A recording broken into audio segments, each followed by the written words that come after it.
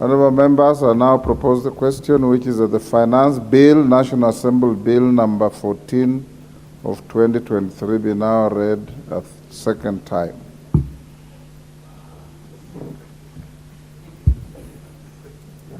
As usual, the screen is full.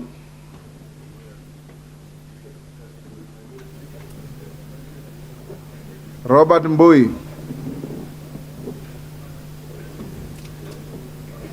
Thank you, Mr. Speaker, for this opportunity. Mr. Speaker. Compose your thoughts and deliver your messages in 5 minutes.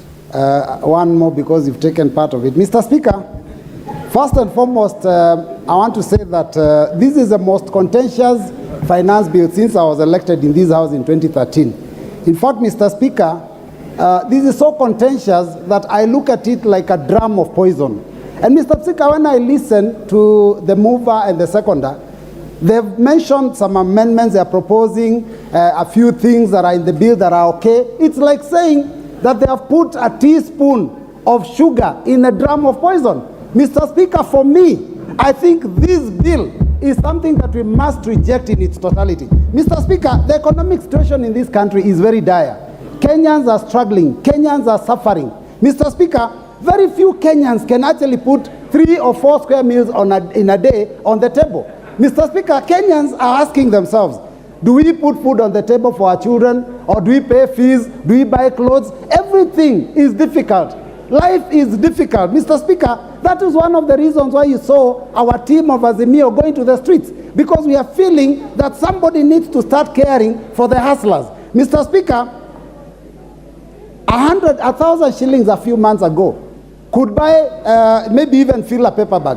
Mr. Speaker, today, with 1,000 shillings, you cannot even buy 2 kilos of sugar, 2 kilos of unga, 2 kilos of cooking flour. I mean, it's already finished, Mr. Speaker. So I'm telling you, it is a very bad situation. Now, this bill, when we heard that there was going to be some proposed amendments, we thought they would deal with those things that are affecting the cost of living.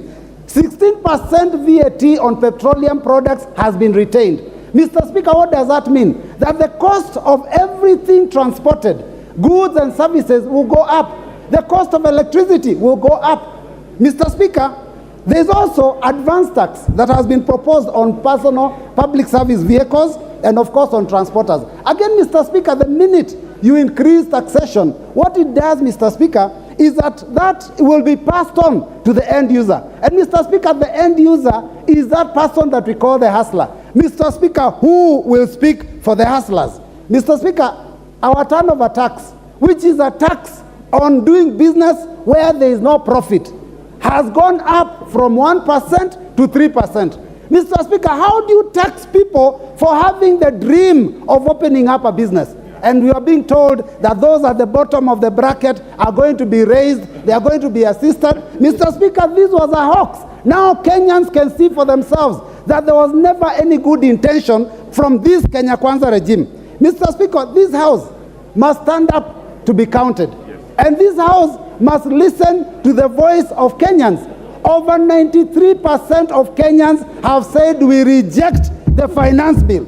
93% of Kenyans, those that voted for us. Mr. Speaker, I am shocked that members of the House can stand up and say, despite the fact that our voters are unhappy with the bill, we shall continue and vote in its support. Mr. Speaker, yes, there's a point of order from the majority leader.